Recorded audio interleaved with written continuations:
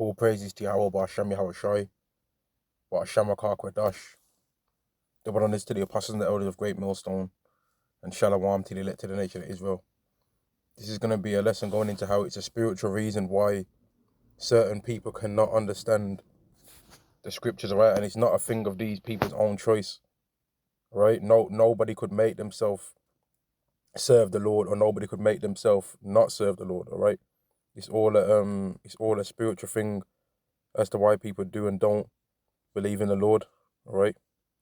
So let me just find this particular scripture that I was looking for. I believe it was in Isaiah 6, but now that I'm looking for it, yeah, there we go. This is Isaiah chapter 6 and verse 9. And he said, go and tell this people, hear ye indeed, but understand not, and see ye indeed, but perceive not. Make the heart of these people fat, and make their ears heavy, and shut their eyes, lest they see with their eyes, and hear with their ears, understand with their heart, and convert and be healed. So the word can't get to these people's minds, man. Right? The world is blocked by getting to these people in the world's mind that don't hear it. Right? By the Israelites that don't hear this word. Your ears and your eyes have blocked the word from getting to your mind, to your heart, man. Right? Which the word heart there, I believe, is lab, which means your mind. Right? Your ears have been blocked, although they physically see things that are happening. Right? They've been blocked from making the visual actually get to your heart to really get a true understanding of what's happening, man. And that's something that we need to understand, because it makes it a lot less annoying when people don't want to hear what we're saying, man. Right? It wouldn't matter what you show these people. They're not going to see it until the destruction comes. Verse 11, then said I, how long? And he answered, until the cities be wasted without inhabitant, and the houses be without man. So and the houses without man, and the land be utterly desolate. So people are not going to see and understand until it's blatantly obvious, man. Right? Until it's blatantly obvious of what's happening. They're not going to understand until that point. But it's not a thing that it's not even their fault, man. Yahweh blinded them. Yahweh blinded them so that they would not be able to receive and would not be able to see the things that are happening, man. The magical things, the heavenly, well, I don't want to say call it magic, the heavenly things that are happening, man. That's been blocked from these people's minds. Romans chapter 11, excuse me, Romans chapter 11 and verse 8, verse 7. What then?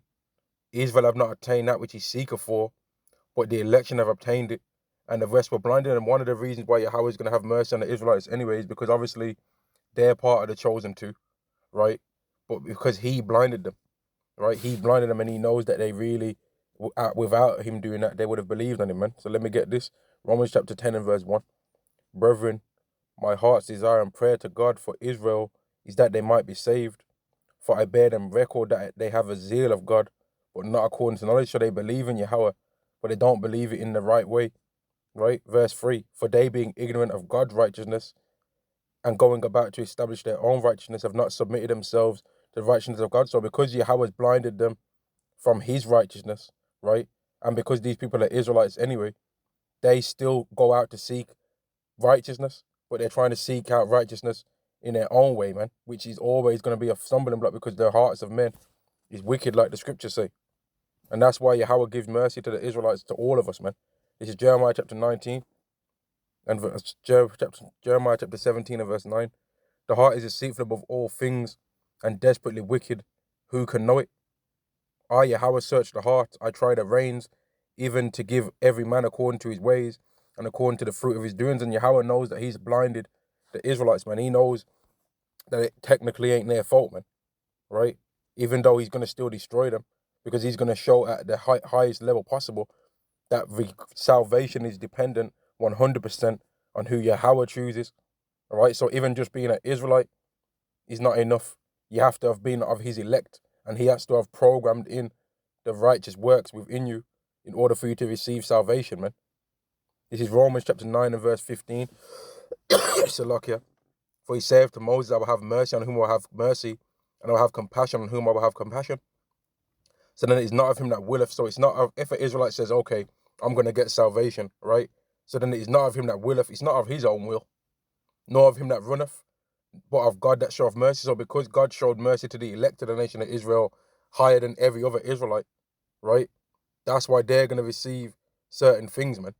Because he showed mercy to every single Israelite entirely, but he showed the most mercy to the elect of the nation of Israel because he's gave them the ability to see everything that he's going to do now. And let me read on that, man.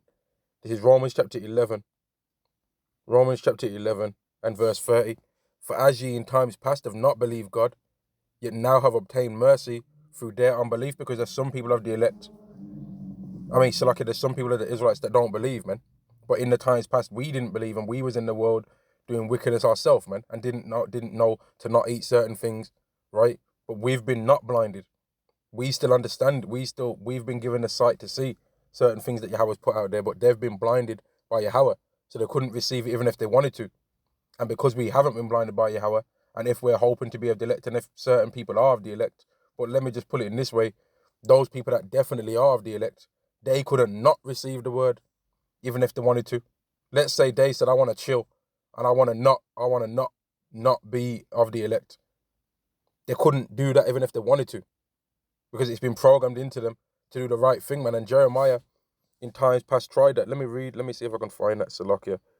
I forget where that is, but it says that the word within his stomach as a burning fire. He tried to not speak on the Lord, but he couldn't do it.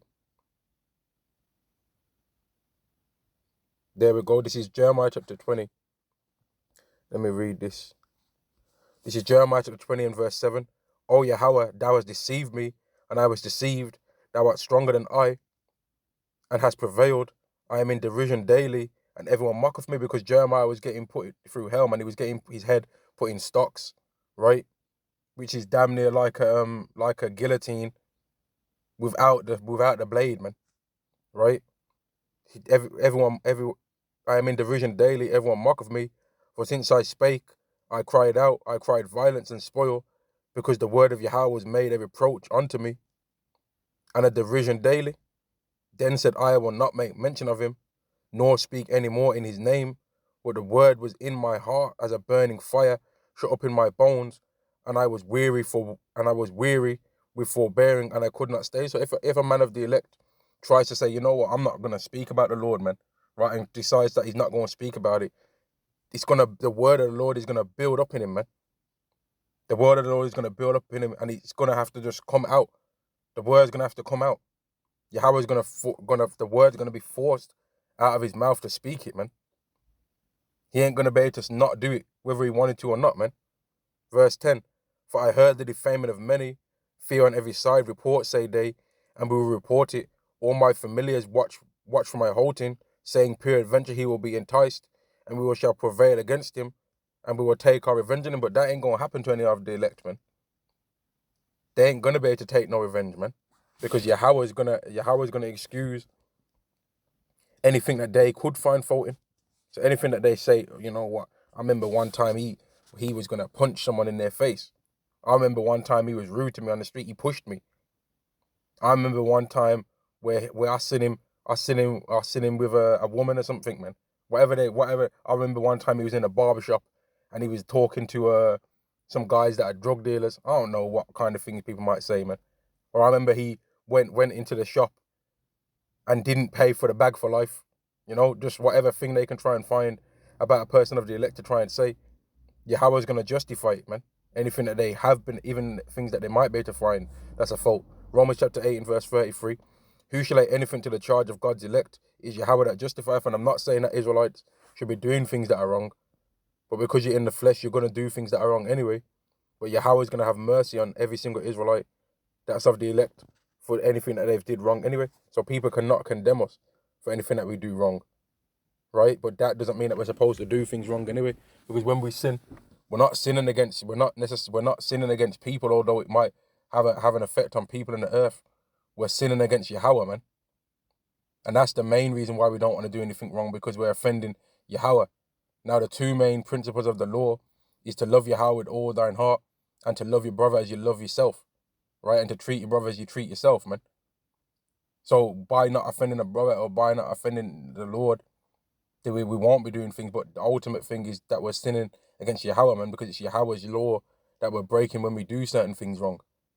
And that's the main thing that we're gonna fear, man, because Yahweh is the one that's gonna cause for us to receive whatever judgment we receive, or to pardon whatever judgment he can pardon, man. And he's gonna do that through his son Yahweh Shai. Salakia. There was a scripture that I wanted to read. Yeah, here we go. This is Romans chapter 11 and verse 26. And so all Israel shall be saved, as it is written, there shall come out of Zion the deliverer, and shall take away ungodliness from Jacob. And I believe that's a quote from Isaiah 59. Isaiah the 59th chapter. Let me just quickly see. There it is. This Isaiah to the 59 and verse 20. And the Redeemer shall come to Zion, and unto them that turn from transgression in Jacob, saith Yahweh. As for me, this is my covenant with them, saith Yahweh.